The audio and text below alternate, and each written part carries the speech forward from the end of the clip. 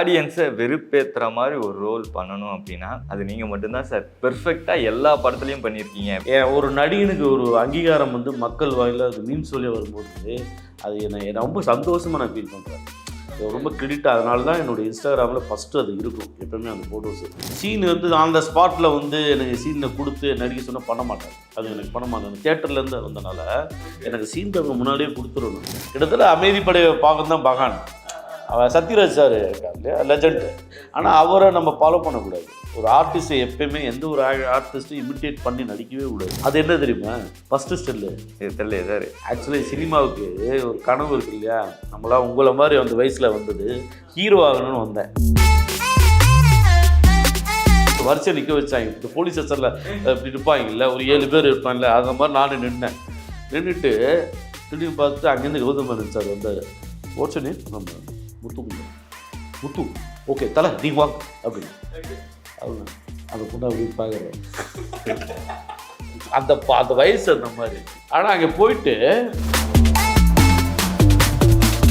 இதெல்லாம் சாத்தியமானு ஒன்று இருக்குது, இதெல்லாம் ஈஸியாக எடுத்துட முடியுமான்னு. ஆனால் இதுவும் எடுத்துட முடியுங்கிற ஒரு கான்ஃபிடென்ட் இருக்குல்ல, அது ஹரிஷா தன்னை பார்த்து வியந்து போய். ரஞ்சித் சார் படம்னு ஒன்று இருக்குது, அதை ஃபுல்லாக அரசியலை திணிக்கிறாங்க, ஜாதியை திணிக்கிறாங்கன்னு எல்லாம் இருக்கும். ஆனால் அதெல்லாம் தாண்டி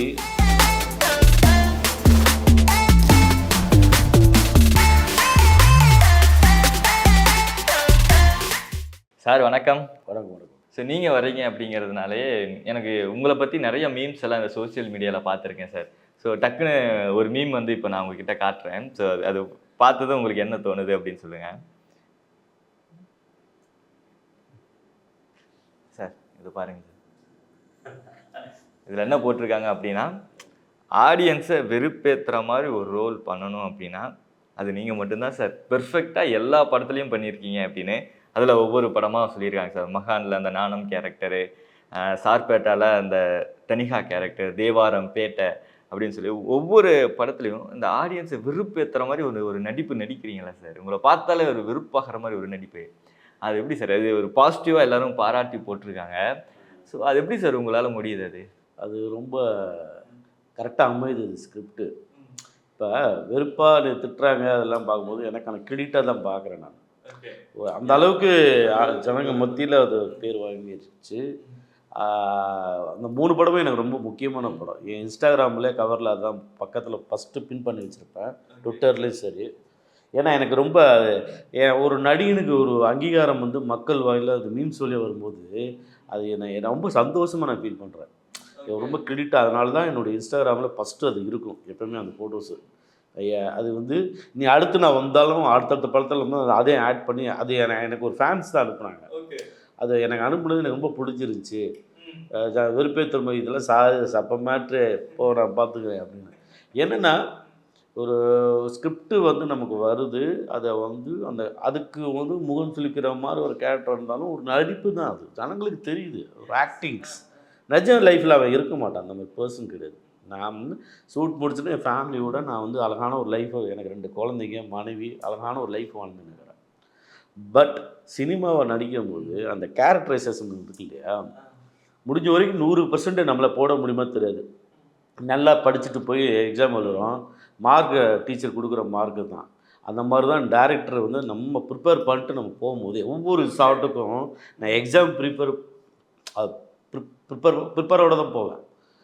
சீன் வந்து அந்த ஸ்பாட்டில் வந்து எனக்கு சீனில் கொடுத்து நடிக்க சொன்னால் பண்ண மாட்டேன். அது எனக்கு பண்ண மாட்டேன். தியேட்டர்லேருந்து வந்தனால எனக்கு சீன் பேப்பர் முன்னாடியே கொடுத்துடணும். அந்த கண்டென்ட்டை ஃபுல்லாக நான் எடுத்துக்கிறேன். நான் நல்லா வாங்கிட்டு எனக்கு ஒரு பாடி லாங்குவேஜ் ஒன்று தோணுது இல்லையா, அந்த கேரக்டர்ஸஸ் 3மே பார்த்தா 3 டைமென்ஷனில் இருக்கும். அது ஒரு கிராஃப் இருக்கும். அப்போ அந்த டேரக்டர் அது மகான் அண்டு பேட்டை மகான் வந்து கார்த்திக் சுப்ராஜ், சார்பட்டை மகான், சார்பட்டை வந்து ரஞ்சித், அடுத்து தங்கலான்னு வரும். அதை பார்த்தோம் தங்கலானில் வேறு ஒரு பாடி லாங்குவேஜ் இருக்குது. ஸோ என்னன்னா இது கிட்டத்தட்ட ஒரு கிராஃப் வந்து எனக்கு ஏன் பிடிக்க முடியுதுன்னு இல்லை, எனக்கு அது நான் யோசிக்கிறேன் என் சிந்தனையில் இது இப்படி பண்ணலாமா இல்லை வேறு மாதிரி பண்ணலாமா அப்படின்னு. ஆனால் எனக்கு ஒன்று தோணுது இல்லை, அது என்னமோ நடந்தாலும் அதை நான் பண்ணிடுவேன் டேரக்டர் முன்னாடி. அதுக்கப்புறம் என்னத்தில் கார்த்தி இது ஓகேவா, இது எப்படி இருக்குது ஓகேவா அப்படின்னு சொல்லும்போது அவங்க மைண்ட் செட் டேரக்டர் ஃபிக்ஸ் பண்ணுறது தான். பட் நமக்கு ஒன்று தோணுது இல்லையா, இப்போ நீங்கள் நீங்களே நடித்தா கூட 2-3 விஷயம் தோணும். டேரக்டர் நீங்கள் இப்படி வாங்க இப்படி நடிங்க சொல்கிறது ஒரு மிஷின் மாதிரி போயிடும். ஆர்டிஸ்ட் அவன் உள்வாங்கிட்டு அவன் ரியாக்ட் பண்ணி நடிக்கிறது இருக்கு இல்லையா, அதுதான் நான் என்னை பொறுத்த வரைக்கும் ஒரு ஆர்ட்டுன்னு நான் நினைக்கிறேன். ஏன்னா டேரக்டர் சொல்கிறத புரிஞ்சுக்கிட்டு அது கரெக்டாக புரிதலோடு அந்த ஆர்டிஸ்ட் டெடிகேஷனாக வேலை செய்யணும். அந்த மாதிரி நான் பண்ணும்போது பாடி லாங்குவேஜ் தனியாகுங்கிறது வேஸ்ட்டு தூக்கிட்டு இருப்பேன்.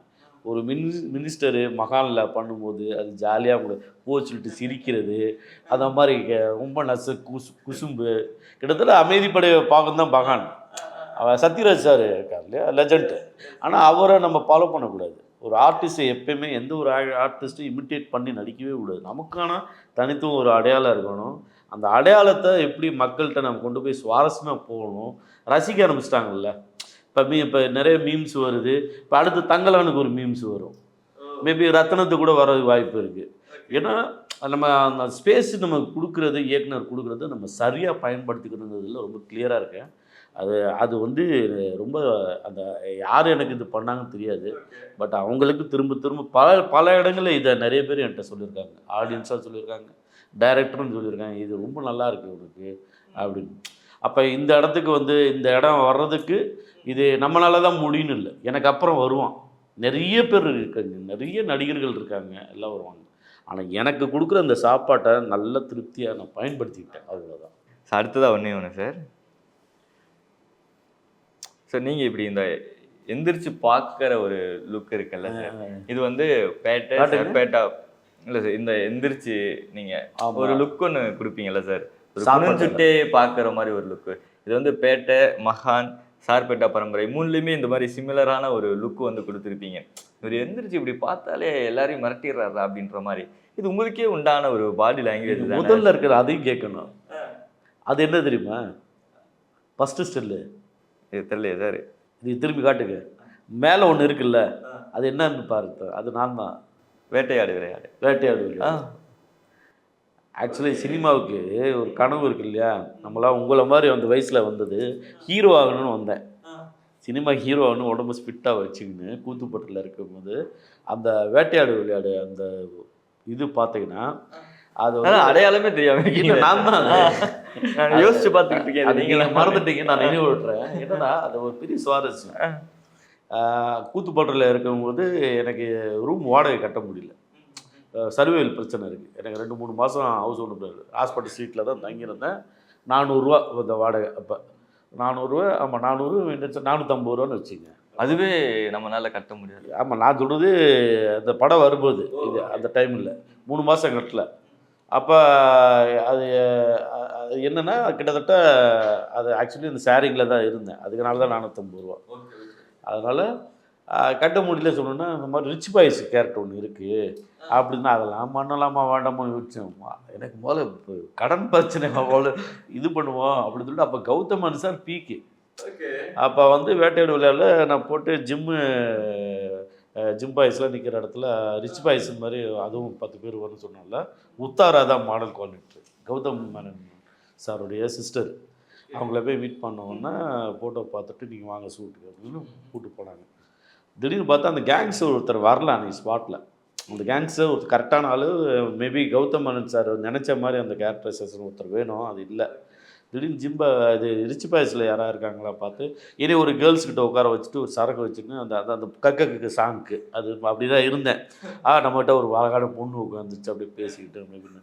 திடீர்னு பார்த்து முடியெல்லாம் வச்சுருந்தனால திடீர்னு அப்படியே என்னை கூப்பிட்டு போட்டாங்க. ஆனால் பொண்ணுங்கக்கிட்ட கொஞ்ச நேரம் தான்டா பேசிக்கிட்டு இருந்தேன், என்னடா கூப்பிட்டு போயிட்டானுங்க அப்படின்னு சொல்லிட்டு வரிசையை நிற்க வச்சாங்க. இப்போ போலீஸ் ஸ்டேஷனில் இப்படி இருப்பாங்கல்ல, ஒரு 7 பேர் இருப்பாங்கல்ல, அந்த மாதிரி நானும் நின்றுட்டு திடீர்னு பார்த்துட்டு அங்கேருந்து கௌதம் மேனன் சார் வந்தார். ஓட்சனே அப்படின்னா முத்துக்குமார், முத்து ஓகே தலை நீ வாங்க அப்படின்னு அப்படின்னா எங்கே கொடுக்குறாரு அந்த பொண்ணு அப்படி பார்க்குறேன். அது அந்த அந்த வயசு அந்த மாதிரி சுவாரஸ்யத்துக்காக தான் சொல்கிறேன், சொல்லுக்காகலாம் சொல்கிறேன். ஆனால் அங்கே போயிட்டு நான் போய் நிற்கிறேன்.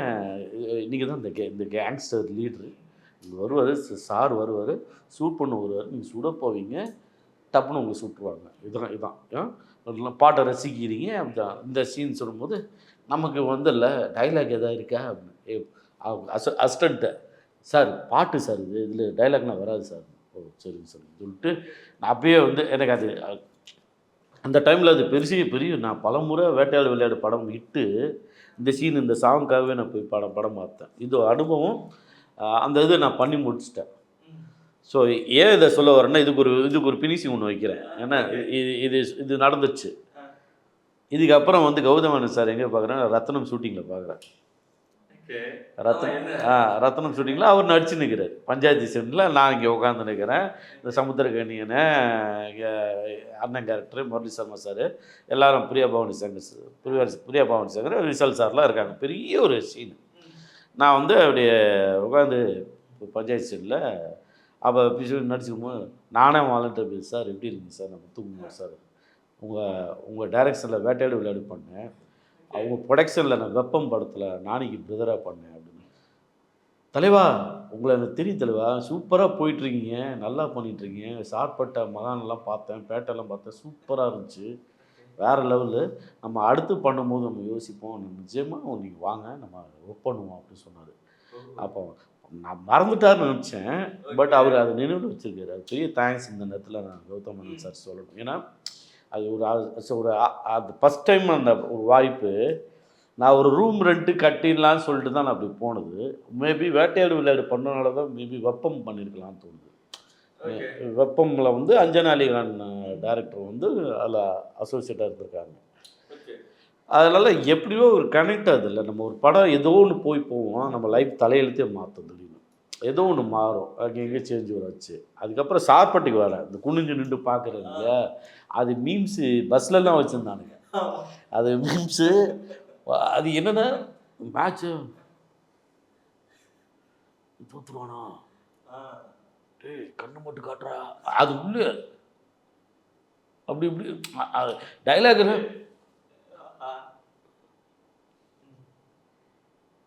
அந்த அது ஒரு கேரக்டரோட அப்படியே அழகாருன்னு ரஞ்சித் சார் ஃப்ரீயாக விட்டார்.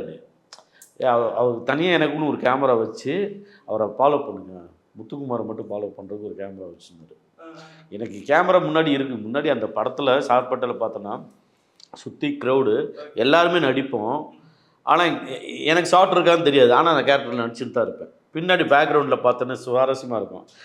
இப்படிலாம் சிரிச்சுன்னு இருப்பேன். எனக்கு ஷார்ட் வந்து பசுபதி எனக்கு. பட் நான் ஒரு ஆக்டராக அது ரியாக்ட் பண்ணி அதுதான் நமக்கு க்ளோஸ் வச்சா மட்டும் தான் நடிக்கணுங்களெல்லாம் நடிப்பு கிடையாது. நீங்கள் டைலாக்லாம் பேசாமல் சும்மா நின்றாலே ஒரு ஆக்டிங் இருக்குது. அந்த கேரக்டரைசேஷனோட பாடி லாங்குவேஜ் இருக்குது இல்லையா, அதான் ஆர்ட். அதுதான் நான் எனக்கு தெரிஞ்சுக்கிட்டதுன்னு நினைக்கிறேன். அது இன்னமும் நல்லா பண்ணிடணும்னு யோசிப்பேன் நான். அந்த மாதிரி அது பண்ணி அது பயங்கர ரீச் மீம்ஸு. இந்த மீம்ஸ் கிரெடிட்டுக்கெலாம் மெயின் காரணம் ரஞ்சித்து தான் சொல்லணும். சகோதரர் ரஞ்சித்து தான் வந்து இந்த நேரத்தில் வந்து தேங்க்ஸ் சொல்லணும். தங்கலான்ல எப்படி சார்? தங்கலான் கதையை சொல்லக்கூடாது, இது நாளைக்கு ரிலீஸ் ஆனதுனால இந்த சீனை சொன்னேன்.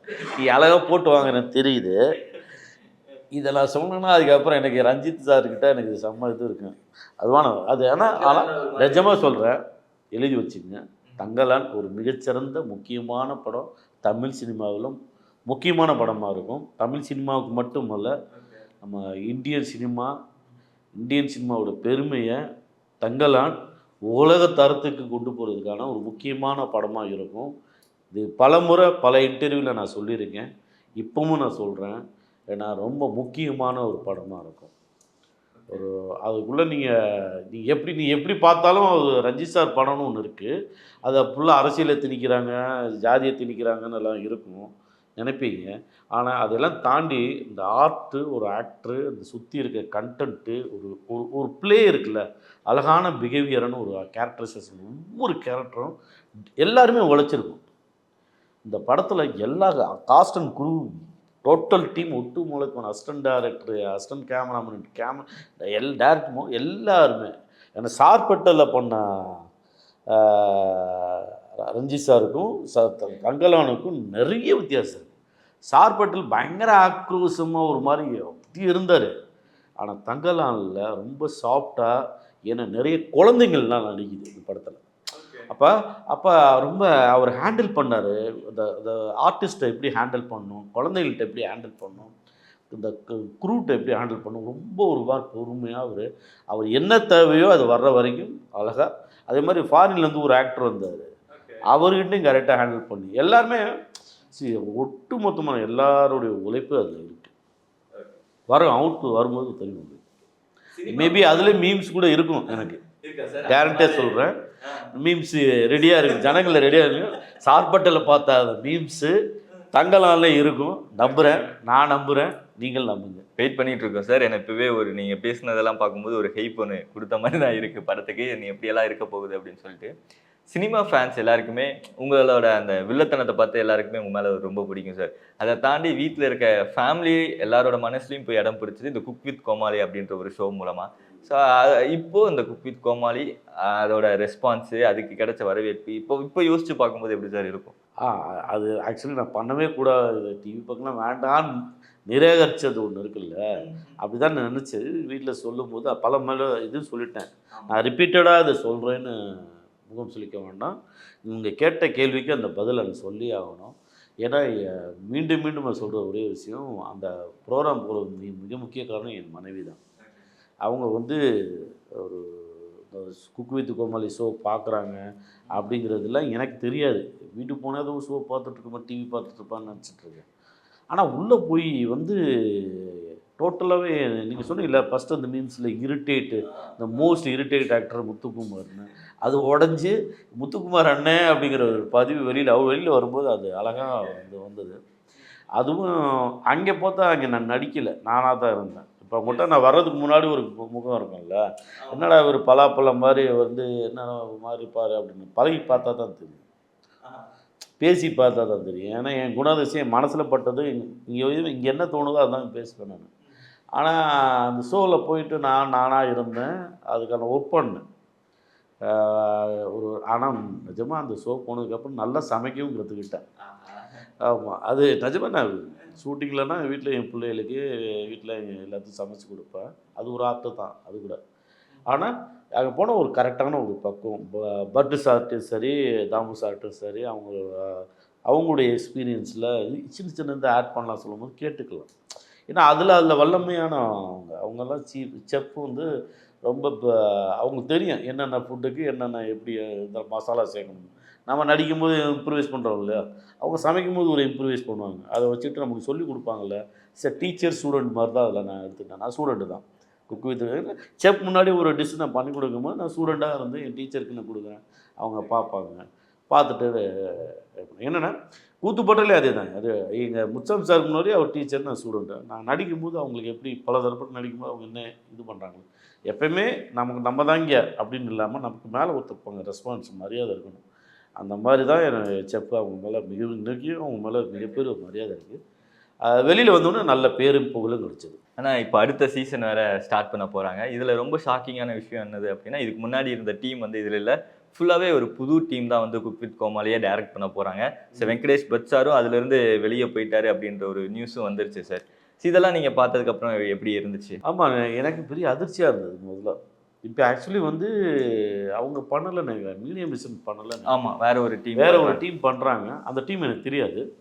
பட்டு அது விஜய் டிவியில் அது குக் வித் கோமாளி எப்போயுமே ஜனங்களுக்கு ஒரு என்டர்டெய்னிங்கான ஒரு சேனல் பார்த்தோன்னா இந்த குக் வித் டிஆர்பி பயங்கரமாக இருக்கும் அப்படின்னு சொல்லுவாங்க. நல்லா என்டர்டெயின் பண்ணுறது. இந்த தடவை இந்த ஷோ அவங்க பண்ணுறாங்க, பார்ப்போம்.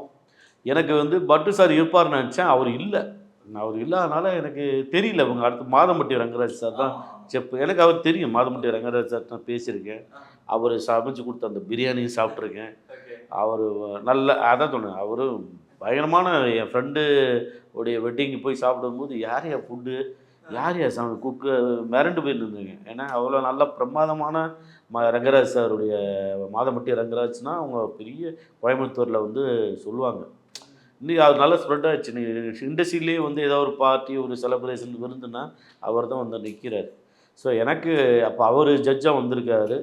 அது சரியான டிசிஷனாக தான் பார்க்குறேன். ஏன்னா அதை சார்ந்து ஒருத்தர் இருக்கிறாங்க அப்படின்னு சொல்லிட்டு இருக்கும்போது பட்டு சார் இல்லாதனால சின்ன வருத்தம் இருக்குது. அது ஜனங்க பாயிண்ட் ஆஃப்ல யோசிக்கும்போது நானும் அப்படி தான் யோசிப்பேன். அது இப்போ இருக்கிற அந்த கண்டஸ்டன்ஸ் ஆகட்டும், கோமாளிஸ் எல்லாம் ஆகட்டும், அவர் எந்த அளவுக்கு மிஸ் பண்ணுவாங்க சார்? ஏன்னா நீங்களாம் இருக்கும்போது அவர்கிட்ட சில விஷயங்கள் அவரோட ஃபீல்டில் ஒரு செஃப், ஒரு சூப்பர் ஸ்டார் அப்படிங்கிறனால நிறைய விஷயங்கள் லேர்ன் பண்ணியிருப்பீங்க. அவர் எந்த அளவுக்கு மிஸ் பண்ணுவாங்கன்னு நினைக்கிறீங்க? அவரோட கைடன்ஸ் எல்லாம் மிஸ் அதான் நான் என்ன இப்போ என்னுடைய உணர்வு ஒன்று இருக்குல்ல. இப்போ நான் எப்படி பார்க்குறேன்னா, எனர்ஜியை வச்சுக்குவேன் செட்டை. கலகலன்னு ஜாலியாக வச்சுக்குவாப்புல. அந்த செட்டில் பார்த்து குச்சியை வச்சு அடிப்பார், அது பண்ணுவார், பண்ணுவார். அவர் கலாய்ச்சாலும் அவர் என்னை கலாய்க்கிறேன்னுலாம் ஏற்றுக்க மாட்டார். ஜாலியாக பேசுவார், கலகலன்னு இது பண்ணுவார். ஆனால் ஒரு எனர்ஜியை கொண்டு போவார். செட்டுங்க தூங்கிச்செல்லாம் அங்கேருந்து எனர்ஜி கொண்டு போகிறதுக்காக பாலாவும் புகழையும் ரெடியாக இருப்பாங்க. நான் சீசன் 3 சொல்கிறேன், நான் ஒர்க் பண்ணுறதை வச்சு சொல்கிறேன். அழகாக கொண்டு போவாங்க. ஒரு மாதிரி அங்கே இறங்குறோமா இந்த டே பாலா வாடா உள்ளவா அப்படின்னு சொல்லிடுறாரு பட்டு சார். அதே மாதிரி அதை பார்த்தி வந்து பயங்கரமாக ஹேண்டில் பண்ணார். அந்த டைரக்ஷன் வந்து அந்த டீமாகவே ரொம்ப சூப்பராக வந்துச்சு. தெரிலம்மா நான் சொல்கிற ஃபீல் மாதிரி தான் எல்லாத்துக்கும் இருக்கும். பட்டு அவர் தனிப்பட்ட விருப்பம். இப்போ யாரும் இங்கே யாரையும் கட்டாயப்படுத்தவும் முடியாது. அடக்குமுறை இங்கே யாருக்கும் அடிமையும் கிடையாது. முதல்ல இங்கே அவங்க எடுத்திருக்க அந்த முடிவு, அதுக்கு அதுக்கு சம்மந்தம் இல்லை. நீங்கள் கேட்ட கேள்விக்கு அவர் இருக்கும்போது நல்ல எனர்ஜியாக வச்சுக்கிட்டார். அப்படி தான் நல்ல பதில் சொல்ல முடியுமே தவிர, அவர் இருந்தால் நல்லா இருந்திருக்கும், அவர் இல்லைன்னா அதெல்லாம் வந்து தெரியல. எனக்கு எதுவுமே எப்படின்னு தெரியாது. ஏன்னா மேபி அடுத்து வரவங்க எப்படி பண்ணுவாங்கன்னு தெரியாது. என்னை பொறுத்த வரைக்கும் அந்த சீசன் 3ல் 2 பெரிய டீச்சர்ஸ் நான் பார்க்கும்போதுனா தாமு சாரும் பட்டு சாரும் ஒரு பெஸ்ட்டு டீச்சராக நான் பார்த்தேன். அந்த சீசன் 3 முடிச்சது வந்ததுக்கப்புறம் நீங்கள் நிறைய இன்டர்வியூஸ் எல்லாம் கொடுத்துருந்தீங்க சார். அதில் ஒவ்வொரு கோமாளியா பற்றி கேட்கும்போது, பாலா பற்றி கேட்கும்போது நீங்கள் ஒரு விஷயம் சொல்லியிருந்தீங்க. யாருக்குமே தெரியாத ஒரு விஷயம் வந்து நான் சொல்ல போகிறேன் அப்படின்னு சொல்லிட்டு, அவர் வாங்குற சம்பளத்தில் ஒரு 20% தான் அவர் வச்சுக்கிட்டு 80% வந்து மக்களுக்கு உதவி பண்ணிக்கிட்டு இருக்காரு. இது யாருக்குமே இன்னும் தெரியாமல் இருக்குது அப்படின்ற மாதிரி அப்போ சொல்லியிருந்தீங்க. ஆனால் இப்போ அது நிறையா மக்களுக்கு தெரிஞ்சு அவர் மேலே அதிகமான ஒரு ரெஸ்பெக்ட் வந்திருக்கு. இப்போ சோஷியல் மீடியாவில் திறந்தாலே அவர் அந்த ஆம்புலன்ஸ் வாங்கி கொடுக்கறது, பைக் வாங்கி கொடுக்கறது, இந்த மாதிரி விஷயங்கள் எல்லாம் ட்ரெண்ட் ஆகிட்டு இருக்கு சார். அதெல்லாம் பார்க்கும்போது இப்போ எவ்வளோ ஹாப்பியாக இருக்குது. இல்லை அது பாலா அந்த டைமில் இருக்கு இல்லையா, இப்போ எல்லாத்துக்கும் தெரிஞ்சிச்சு. நான் பார்க்குறதுக்கு முன்னாடியிலேருந்து கூட அவன் ஹெல்ப் பண்ணிட்டு தான் இருந்திருக்காங்க. அவன் வந்து நான் பாலா வந்து நாகேஷ் சார் மாதிரி தான் பார்க்குறேன். ஏன்னா அது ஒரு ஆக்டராக வரணும்னு நான் விருப்பப்படுறேன். நான் வந்து அப்போது சொல்லுவேன் நடிகன்னு. சமீபத்தில் ஒரு G5ல தான் இங்கே பார்த்தேன்னு நினைக்கிறேன். அதில் வந்து லாரன்ஸ் மாஸ்டர் வந்து ஹீரோவை நடிக்க வைக்கிற போ அப்படின்னு சொன்னார். அப்படி பார்த்தது கண் கலங்குனான். இதைத்தான் பல தடவை இங்கே எனக்கு முன்னாடியிருந்து சொல்லியிருப்பாங்க. அவனுக்கு ஒரு ஆசை இருந்திருக்கும். அவன் வந்து ஒரு நல்லது பண்ணுறான் அப்படின்னா நிஜமாக வந்து அவனுக்கு அது பண்ணுறதுக்கு ஒரு மனசு இருக்குல்ல. இப்போ என்கிட்ட 10 ரூபா சம்பாதிக்கிறேன்னா நான் 2 ரூபா வேணால் வெளியில் செலவு பண்ணலாம். 10 ரூபாவில் அவன் ஒரு 50 அவனுக்கு ஒரு 50 பைசா 1 ரூபாவோ வச்சுக்கிட்டு கூட அது எப்படி தெரியல, எல்லாத்தையுமே கொடுத்துறானே. ஒன்று அது பண்ணுறான் இது பண்ணான். டேய் என்னடா அவன் வாழை மெஞ்சியராக இருக்கானே, அவன் என்ன பயங்கரமாக பண்ணுறானே, எத்தனை பயணம் ஹெல்ப் பண்ணுறான். டேய் உனக்கு சேர்த்து வச்சுக்க மாட்டேடா அப்படி கேட்பேன் நான் அந்த டைமில். அவங்க அந்த ஈவெண்ட் வருதுண்ணா, இந்த நாளாக நீ ஒன்று போடுறேண்ணா அப்படின்னு சொல்லுவான். இந்த மாதிரி அந்த மாதிரி அவன் என்ன செய்வான், அவன் இன்னும் பெரிய இடத்துக்கு வரணும்.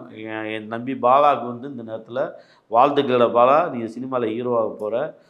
மேபி உன் கூட நான் நடிக்கிற சூழல் வந்தால் நிச்சயமாக உனக்காக நான் இன்டர்வியூவில் சொல்கிறேன். அவங்களுக்கு டைரக்டர் யாரை வச்சு பாலா வச்சு பண்ணுறாங்களோ பேமெண்ட்டை 2வது தான் நான் யோசிப்பேன். பாலாவுக்காக நான் எப்போ வேணாலும் நடிக்க நான் ரெடியாக இருக்கேன். இது நான் உறுதியாக சொல்கிறேன். பேமெண்ட்டு செகண்டு தான். நீங்கள் அதுக்காக வந்து இல்லை. ஒருவேளை நான் தேவைப்படணும்னு தோணுச்சுன்னா, இயக்குநர்கள் அவங்க தோணுச்சுன்னா எனக்கு கண்டிப்பாக கூப்பிடுங்க. நான் பாலாக்காக நான் வரணும்னு பார்க்குறேன். பாலாக்காக நான் பேமெண்ட் கூட இல்லாமல் நடிக்க தயார் இல்லாமலாம் இல்லை. அதுக்காக நீங்கள் இல்லாமல் ஓரளவுக்கு நீங்கள் அதனால அது நியாயமாக சொல்கிறேன். இன்னும் ஒரு வாங்குற 100 ரூபா வாங்கினா அட்லீஸ்ட் நீங்கள் ஒரு 20 ரூபா கொடுத்தா கூட நான் நடிக்கிறதுக்கு ரெடியாக இருக்கேன். ஏன்னா இல்லைண்ணே, அந்த அளவுக்கு அந்த மனசு கூட யாருக்குமே வராது இல்லைண்ணே. அதான் மொத்தமாக நீங்கள் வந்து போட்டு விட்றாத. இல்லை நான் அதுவும் நான் சொல்கிறேன். எனக்கு ஃபேமிலி இருக்குப்பா. நான் வந்து இது பார்க்கணும். ஆனால் பாலாக்காக நான் பண்ணுவேன். ஏன்னா அவன் குட் ஹியூமன் பீயிங். அவன்கிட்ட இருந்து நாங்கள் கற்றுக்கிறேன் நிறைய. அவன் அந்த அறிவு சிந்தனை அவனுடைய இந்த இதெல்லாம் தெரியாது. அவன் இன்னும் எழுதி வச்சுக்க இன்னும் நல்ல உயரத்துக்கு தான் போவான். அது வந்து மாஸ்டர் இந்த நேரத்தில் லாரன்ஸ் மாஸ்டர் சொன்னது வந்து ரொம்ப சந்தோஷம். ஏன்னா மாஸ்டர்லாம் சொல்கிறது வந்து அவர் பயமாக ஹெல்ப் பண்ணிகிட்ருக்காரு ஆரம்பத்துலேருந்து. இது நான் எப்போ பண்ண போகிறேங்கிறது எனக்கும் இது தோணுது. எனக்கு இனிமேல் நான் அடுத்து எனக்கு ஒரு குறிப்பிட்ட பணம் போதும்னு தோணுது. ஒரு கட்டத்துக்கு அப்புறம் தோணுச்சுன்னா நான் அடுத்து வந்து நான் ஒன்று பண்ணுவேன்ல. இருக்கும்போதே என்னால் முடிஞ்ச வரைக்கும் மறைமுகமாக நான் டிவிகளுக்கு மீடியாவுக்கு தெரியாமல் நான் வெளியில் பண்ணிகிட்ருக்கிறேன். அது அது அது நான் உடனே இன்ஸ்டாவில் நான் போட்டு நான் இவருக்கு உதவி செஞ்சேன், அது பண்ணேன், அதெல்லாம் பண்ண மாட்டேன். அது அது எனக்கு ஒன்று தோணுதில்ல. என்னை சுற்றி இருக்கிற என் நண்பர்கள் ஹெல்ப் பண்ணிடுறாங்க, என்னை சுற்றி சான்றோர்கள் இருக்காங்களா, அவங்க தான் என்னுடைய ஃபஸ்ட்டு இதாக பார்க்குறேன்.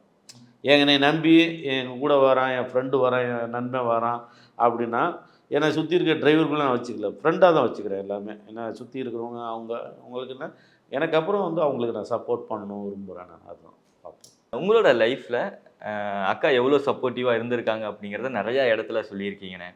இப்போ வந்து அக்கா மாதிரி ஒரு ஒய்ஃப் உங்களுக்கு கிடைச்சதுல எவ்வளோ ஒரு ஹாப்பிண்ணே, நீங்கள் எவ்வளோ சந்தோஷப்படணும். என்னோட முதுகு தண்டு சொல்லுவேன், பேக் மூணு.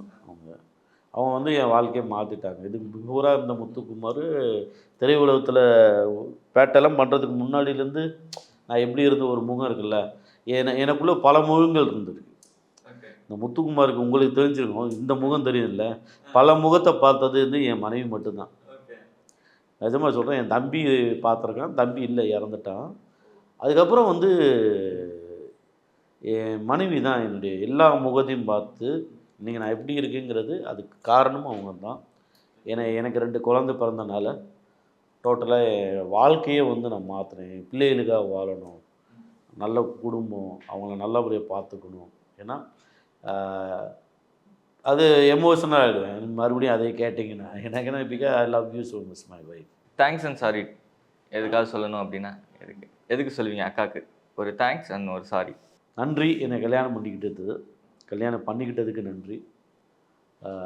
சாரி, இன்னமும் சில நேரத்தில் கோவப்படுவேன், அது உன்கிட்ட தான் படுவேன், வெளியில் பட முடியாது. எனக்குன்னா எமோஷன்ஸ், எனக்குள்ள தாகம், சினிமாவுடைய இது எல்லாமே வந்து வீட்டுக்கு போகும்போது செருப்பு கழட்டி வச்சுட்டு தான் உள்ளே போவாங்க இல்லையா. ஆனால் சில நேரத்தில் பேசுவேன், ஒரு ஆறுதலாக பேசுவாங்க, அவங்க ஒரு எனர்ஜி, பாசிட்டிவ் எனர்ஜி. சாரி அந்த அளவுக்கு பெருசாக இல்லை, அந்த அளவுக்கு சாரி தப்பு பண்ணல நான். அது வந்து அவங்கள பாதிக்கிற அளவுக்கு எந்த இதுவும் பண்ணல, அது அவங்களுக்கு தெரியும். அதே நேரத்தில் வந்து நன்றி நிறைய சொல்ல வேண்டியிருக்கு. லைஃபாக சரி, என்னை சுற்றி இருக்கிற இயக்குநர்களுக்கு தெரியும், நண்பர்களுக்கு தெரியும். ஒரு பெரிய நடிகர் இன்றைக்கி ஸ்டாரு என் நண்பன் விஜய் சேதுபதிக்கு தெரியும். விஜய் சேதுபதிக்கே நீங்கள் கூப்பிட்டு முத்துக்குமார் எப்படி இருந்தார், நான் ஒய்ஃப் வந்து அப்புறம் தான் டோட்டலாக மாறி இருக்கேன் அப்படின்னு சேதுவே சொல்லுவாப்புல. ஏன்னா இதே கார்த்திக் சுப்ராஜுக்கும் தெரியும். ஏன்னா என் ஒய்ஃபு தான் வந்து வந்ததுக்கப்புறம் டோட்டலாக நான் மாறி இருக்கேங்கிறது. ஏன்னா நான் பண்ணாத சேட்டா கொஞ்சம் நஞ்சம் இல்லை. ஏன்னா நான் 2 நம்பர்களுக்கு தெரியும் நான் இப்படி சேட்டை பண்ணியிருக்கேன்னு. என்ன அதெல்லாம் வாங்க, அது எதுக்கு, எல்லாருமே தான். என்னென்னா இரிட்டேட் பண்ணுறது இருக்குல்ல, அது லைஃப்லேயே வந்து எல்லாரையும் இரிட்டேட் பண்ணுவேன் நான் அவர் டைமில். அதனால தான் இப்போ உங்களோட கேரக்டர்ஸ் அது இயல்பாக அது இருக்குது, பிளட்டில் இருந்தாலும். ஆனால் ஆக்டிங்காக தான் பார்க்குறேன்.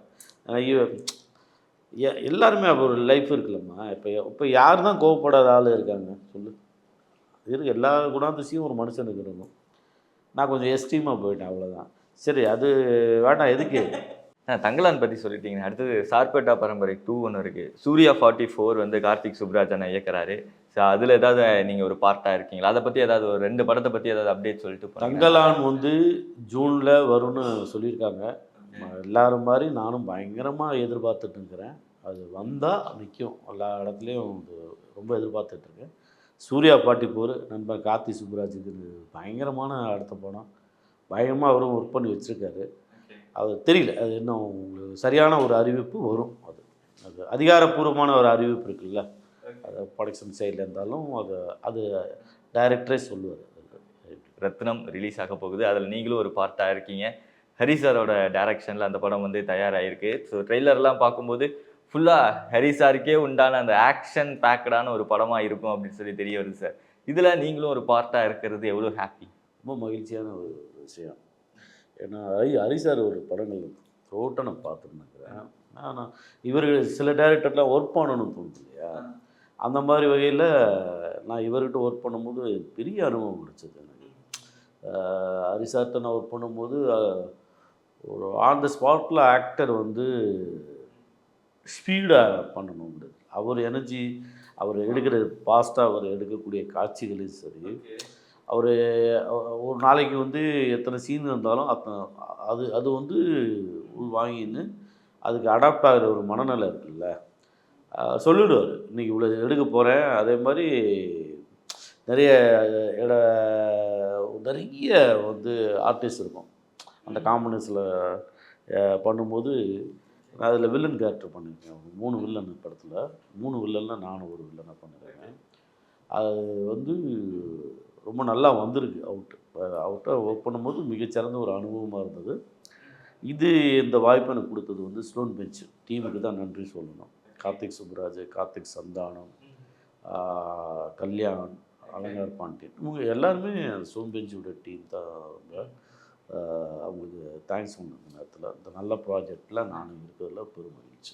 ஹரி சாரோட படங்கள் அப்படின்னாலே இந்த ஸ்டன் சீக்வன்ஸ் ரொம்ப ரிஸ்கியான சில ஸ்டன் சீக்வன்ஸ் எல்லாம் இருக்கும் சார். இந்த படத்தில் அப்படின்னா ஏதாவது இருக்கா? இல்லை, அவர் ஒரு இயக்குனர். பட்டு ஒரு ஒரு ஒரு ஹீரோக்கு இணைய தான் அவர் எனர்ஜி லெவல் இருக்கும். தட்டினா பயங்கரமான ஒரு ஒரு நல்ல மனிதர். நான் நல்லா பழகி பார்க்கும்போது ரொம்ப அருமையான ஒரு மனுஷன். ஆனால் ஒர்க்கில் வந்துட்டால் அவர் வந்து அப்படி இப்படி கிராஸ் பண்ணாலும் பற்றிடும், பயர் பற்றிக்கும். அந்த அளவுக்கு வந்து ஒரு நெருப்பு மாதிரி இருப்பார் வேலையில். டெடிக்கேஷன். ஒவ்வொருக்கிட்ட வேலை செய்கிற அந்த அனுபவம் காலைல வந்து இது தெரியும். ஒரு சுவாரஸ்யமான அனுபவம். ஜென்ரலாக ஷூட்டிங் ஸ்பாட்டுக்கு போகும்போது நமக்கு ஒரு 8 மணிக்கு கால் சீட்டு அப்படின்னா ஒரு 7 மணிக்கு ஸ்பாட்டுக்கு போய்ட்டு பண்ணுவோம் இல்லையா. அப்படி மாதிரி தான் ஃபஸ்ட்டு 2 நாள் அப்படி போனேன். 3 நாள் போகும்போது 7 மணிக்கு கேமரா வச்சு ரெடியாக உட்காந்துன்னுக்குறாரு சார். இது என்ன இது ரெடி அப்படி அந்த அது ஒரு ஒரு ஆளுமை இருக்கு இல்லையா. அசிஸ்டண்டெல்லாம் அப்படி ஓடுறாங்க. கிட்டத்தட்ட அந்தளவுக்கு ஒரு எனர்ஜி லெவல் கொடுத்து டெடிகேஷன். 7 மணிக்கு ஷார்ட் வைக்கணும். அதுக்கப்புறம் வந்து தான் நான் பிரியா பவானி சங்கர்கிட்ட கேட்பேன். அவங்க ஆல்ரெடி நானும் அவங்களும் ஒரு படம் ஒர்க் பண்ணிக்கணும், டிமாண்டி காலனி. ஸோ அவங்க வந்து நல்ல ஃப்ரெண்டு. அவங்க சொல்லுவாங்க கரெக்டாக வந்து மேக்கப் போட்டு கரெக்டாக இது சாருக்கு முன்னாடி நின்றுட்டோம்னா நம்ம பண்ணிட்டோம்னா ஒன்றுமே கிடையாது. அதனால கேட்டுக்குவேன் அவங்க ஒர்க் பண்ணவங்க ஆர்டிஸ்ட்டு வந்து எப்படி, அந்த டீம் எப்படி, அவங்க என்ன மாதிரி அவங்க வேலை செஞ்சுருக்காங்கங்கிறது. ஆனால் புதுசு இல்லை. நான் படங்களில் வெளில நடித்தாலும் ஹரி சார்கிட்ட முதல் படம் எனக்கு இது பண்ணும்போது அப்போ நம்ம மேக்கப் போட்டு ரெடியாக போய் நம்ம கரெக்டாக வந்து ஸ்பாட்டுக்கு போய் நின்றும்போது அவர் என்ன நினைக்கிறாரோ அதுக்கு நம்ம ரெடியாகிற மனநிலையிலையும் நம்ம தயாராக இருப்போம். ஸோ நான் மட்டும் இல்லாமல் என்டையர் காஸ்ட்டு எல்லாமே குரு எல்லாமே வந்து இந்த டீம் எல்லாமே வந்து ரொம்ப டக்குன்னு முடிக்கிறது. அதே மாதிரி ஒரு சீன் நடிக்கும் போது எனக்கு சில டேரக்டர்லாம் உண்மை கேட்பேன். நல்லா இல்லைன்னா சார் உண்மை போய்க்கலாமா அப்படி கேட்கும்போது பார்த்தோன்னா அந்த இடத்துல கேமராவும் இருக்காது, மானிட்டர் எதுவுமே இருக்காது. டக்குன்னு பார்த்தா வேறு இடத்துக்கு போயிடுவாங்க. ஏன்னா நல்லா இருக்குது, சூப்பர் நல்லா இருக்குது, போதும் இது கிடச்சிச்சு அப்படின்னு சொல்லிட்டு போயிடுவாங்க. இன்னும் கொஞ்சம் இம்ப்ரூவ் பண்ணலாம் அப்படின்னு தோணும் இல்லையா. அதனால் ரொம்ப நானே பல முறை ரிஹர்சல் எடுத்துகிட்டு ரெடி டு ஃபோக்கஸாக முடிஞ்ச வரைக்கும் சிங்கிள் டேக்கு. அதுதான் ஒரு வாழ்க்கை ஒரு டேக் அப்படி தான் அப்படிங்கிற மாதிரி. ஃபிலிமில் இல்லை, டிஜிட்டல் தான். ஒரு டைம் வேஸ்ட் பண்ண மாட்டேன். ஒரு வாங்கி எடுத்துக்கிட்டு ஒரு என்ன தேவையோ எடிட் சென்ஸோடு தான் அவர் எடுக்கிறார். எனக்கு இது போதும், இது கிடச்சிருச்சு, இது கரெக்டாக இருக்கணும் அப்படின்னு. அந்த தடவை இந்த ரத்னம் வந்து அவரே நிறைய இன்டர்வியூவில் சொல்லியிருக்காரு. இது வரைக்கும் பண்ண படங்களில் ஃபாஸ்ட் எடிட்டு, ஃபாஸ்ட்டாக வர்ற இது வந்து ஆடியன்ஸ் பண்ணுறப்பெல்லாம் வந்து முகம் சொல்லிக்கிறேன்னு சொல்லியிருந்தார். அதெல்லாம் மீறி எமோஷ்னலாக நிறைய ஸ்க்ரீன் பிளேயில் பயங்கரமாக ஒர்க் பண்ணியிருக்காரு ஹரி சார். ரொம்ப வந்து ஒரு ஃபேமிலியாக வந்து அந்த படத்தை பார்க்கணும், குடும்பமாக வந்து ரசிக்கணும். ஒரு ஹீரோயிசம் இருக்கும், அதே நேரத்தில் ஒரு ஃபேமிலி சென்டிமெண்ட்டு, எமோஷனல், காமெடி எல்லாமே ஒரு பயங்கரமான ஒரு நல்ல மசாலா போட்டு ஒரு பிரியாணி ரெடி ஆகுது. ஏன்னா ஹரி சார் பேசும்போது இந்த படத்தை பற்றி நிறைய விஷயங்கள் சொல்லியிருந்தாரு. அதுலேயும் குறிப்பாக சொன்னது சிங்கிள் ஷாட்டில் ஏதோ ஃபைட் சீக்வன்ஸ் இருக்கு. ஆமாம், அது செம்மையாக படத்தில் ஒர்க் அவுட் ஆகல. அந்த சீனு சொன்னார். பட் அதில் நான் அந்த காட்சியில் இல்லை. ஹீரோவுக்கும் ஹீரோயினுக்கு இருக்கிற ஒரு காட்சி. ஸோ அது பஸ்ஸில் ட்ராவலிங்கு அதெல்லாம் அந்த ஈவெண்ட் போயிருந்தேன். அப்போ சொல்லியிருந்தார். அது அவர் என்கிட்ட கேட்குறதோட அந்த நிகழ்வு இருக்குல்ல, அது அவர் என்ன மைண்டில் இதெல்லாம் சாத்தியமானு ஒன்று இருக்குது, இதெல்லாம் ஈஸியாக எடுத்துட முடியுமான்னு. ஆனால் இதுவும் எடுத்துட முடியுங்கிற ஒரு கான்ஃபிடென்ட் இருக்குல்ல, அது ஹரிசார்ட்ட நான் பார்த்து வியந்து போயிருக்கிறேன். ஸோ ஒரு சீனியர் ரொம்ப நாள் இண்டஸ்ட்ரியில் வந்து அவர் படம் பண்ணி தொடர்ந்து இன்றைக்கி வந்து அடுத்தடுத்து டைரக்டர் அப்படியே லோகேஷ் கனகராஜ் வரைக்கும் வந்துட்டாங்க. பட் ஹரிஷ் சாருடைய ஆரம்பத்தில் இருந்து வந்துட்டு இருக்கும்போது அவருக்கு இந்த படம் வந்து ஒரு மிகப்பெரிய ஒரு வரவேற்பு கொடுக்கணும் அதை நான் நினைக்கிறேன். ஏன்னா அவர் உழைப்புக்கு அவ்வளோ ஒரு உழைப்பு போட்டிருக்காரு இந்த படத்துக்கு. அந்த காட்சி வந்து ரொம்ப அருமையாக பண்ணியிருக்காரு. சிங்கிள் டேக்கில் எடுத்திருக்காரு. அதுவே உங்களுக்கு சுவாரஸ்யமாக இருக்கும். இப்போ இதை சொல்கிறத விட நீங்கள் ஸ்க்ரீனில் பாருங்க, பார்வையாளர் நிஜமாக சொல்கிறேன், அந்த ஒரு சிங்கிள் ஷாட்டில் அதை எடுத்திருக்காங்க. நிஜமாக அவங்க எல்லாருக்குமே அது பிடிக்கும். அது அவ்வளோ சுவாரஸ்யமாகவும் எடுத்திருக்காங்க. ஸோ உங்களுக்கும் விஷால் சாருக்கும் உண்டான அந்த ஃபைட் சீக்வன்ஸ் எல்லாம் படத்தில் இருக்கா? சில சேசிங் சீன்ஸ்லாம் இருக்கா சார்? ஒரு ஃபைட் இருக்குது, கிளைமேக்ஸ் ஃபைட் இருக்குது. அது எப்படிலாம் வந்திருக்கு சார்? அந்த கிளைமேக்ஸ் போர்ஷன் எந்த அளவுக்குலாம் ஒர்க் ஆகிருக்கு? ஜெனூனு. ஏன்னா நான் விஷால் சார்கிட்ட நான் வந்து ஆக்சுவலி எனக்கு கூத்துப்பட்டிலேருந்து தெரியும். விஷால் சார் வந்து கூத்துப்பட்டிருக்க வந்து ஆரம்ப ஸ்டேஜில் வந்திருந்தார். அப்போ பார்த்த அதே விஷால் சார்கிட்ட எந்த குணமும் மாறல. என்கிட்ட நல்லா அதே மாதிரி தான் பேசுவார். ஒரு கிளைமேக்ஸ் ஃபைட்டு சீக்வன்ஸு எனக்கு ஒரு சின்ன இன்சிடென்ட் அது சொல்லணும்னு நினைக்கிறேன். என்னென்னா எனக்கு திடீர்னு ஒரு பேக் பெயின் இருக்குது. ஒரு ஃபைட்டு சீக்வன்ஸில் என்னென்னா ஒரு சாஞ்சிட்டு ஒரு மாதிரி அன்பேலன்ஸில் இருக்கிற மாதிரி பொசிஷனில் இருக்கணும். ரொம்ப நேரமாக இருந்தாலும் பேக் பெயின் வந்துருச்சு எனக்கு. அது வந்து பரபரப்பாக எடுத்துகிட்டு நேரத்தில் சரி ஓகே பண்ணிடலாம், டேக் ஓகே பண்ணிடலான்னா ஒரு நிமிஷம் இருங்க சார், நீங்கள் எந்திரிங்க, அது அவருக்கு பேடு வைங்க. மற்றவங்களோட பெயினை வந்து ஈஸியாக அவர் அப்சர்வ் பண்ணிடுறாரு. ஒரு ஆர்டிஸ்ட்டுக்கு இந்த மாதிரி அன்கம்ஃபர்ட்டாக இருக்கிறாரு. நான் ஆக்சுவலி அன்கம்ஃபர்ட்டாக தான் இருந்தேன். ஆக்சுவலி இந்த சிட்டிங்கில் இப்படி இருக்கிறதுக்கும் ஒரு அன்பேலன்ஸாக இருக்கும்போது ஒரு பேலன்ஸ் இருக்குல்ல, அது வந்து ஒரு ஆக்டராக வந்து அது பெயின் இருக்கும். பேக் பெயின் அது என்ன பெயின் இல்லை எனக்கு, பட் பெயின் இல்லாத ஆட்களுக்கும் அது பெயின் வரும். அன்பேலன்ஸில் இருக்கும்போது ஒரு கரெக்டான பொசிஷனில் யோகாவுக்கு ஒரு பொசிஷன் இருக்குல்ல, இது வேறு மாதிரி இருக்குது. அது அது அது போட்டதுக்கப்புறம் பேக் பெயின் அது பின்னாடி அடிபடக்கூடாது ஆர்டிஸ்ட்டுக்கு அப்படிங்கிறதுல அது கேர் பண்ணிட்டு ரொம்ப பிடிச்சிருந்துச்சி. ரொம்ப தேங்க்ஸ் சார் நீங்கள் எனக்காக சப்போர்ட் பண்ணதுக்கு. இல்லை இது யாராக இருந்தாலும் நம்ம பண்ணியிருப்பேன். ஏன்னா அது இருந்தால் நீங்கள் கம்ஃபர்ட்டாக இல்லைன்னா ஆர்டிஸ்ட் பண்ணியிருக்க முடியாது அப்படின்னு சொல்லி அந்த சென்ஸ் எனக்கு ரொம்ப பிடிச்சிருச்சு. ஒரு ஆக்டர் வந்து கம்ஃபர்ட் ஜோனில் நடித்தா மட்டும்தான் ஒரு ரொம்ப இன்ட்ரெஸ்ட்டாக இருக்கும். இல்லைன்னா அன்கம்ஃபர்ட்டில் நடித்தா அது தப்பாக இருக்கும் அப்படிங்கிற மாதிரி. அதுக்கப்புறம் ஒரு நல்லா இருந்தது. பட் ஃபைட்டும் வந்து சூப்பராக வந்திருக்கு. கிளைமேக்ஸ் ஃபைட்டும் இல்லை, ஓவரால் படம் ஆரம்பிச்சு எல்லா ஃபைட்டுமே உங்களுக்கு ஹரிசார் படம்னா உங்களுக்கு சொல்ல வேணும். இப்போ ஆடியன்ஸ் வரும்போது நல்ல ஃபைட்டாக மசாலாக ஒரு நல்ல என்டர்டெய்னிங்கான ஒரு படமாக இருக்கும்.